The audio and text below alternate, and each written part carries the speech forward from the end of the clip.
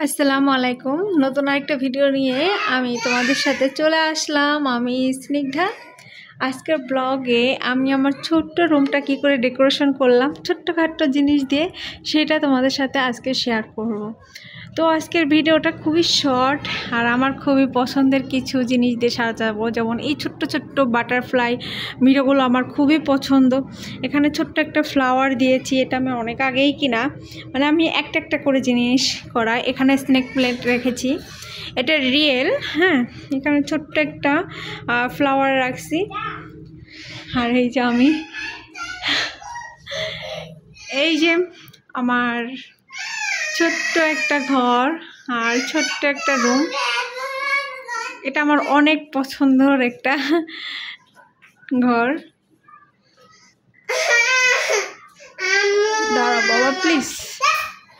Recently আমি এটা পার্সেলটা রিসিভ করেছি আর এটা অনেক সুন্দর। এটা মেটেলের সেট এবং এটা হচ্ছে ট্রান্সফার হচ্ছে গ্লাস। আর এটা তো দেখছেনই আগের ব্লগে যে এই ফুলটা আমি কিনেছি। উঠবা, এই যে আমার ঘরের সব থেকে দামি জিনিস। কি বাবা, আচ্ছা ঠিক আছে ঠিক আছে ঠিক আছে, আচ্ছা তুমি আমার সাথে ধরো, আমার সাথে ধরো। আর হ্যাঁ, এত কিছুর মধ্যে এটা কিন্তু আমার ছেলেরা সাজাইছে এই জিনিসটা, তাই না বাবা? এটা কে সাজাইছে? তুমি? তো তুমি গেট খুলে রেখে আসছো। তো এইটুকু আমি, হ্যাঁ কোনটা, ওটা আমি পারবো না।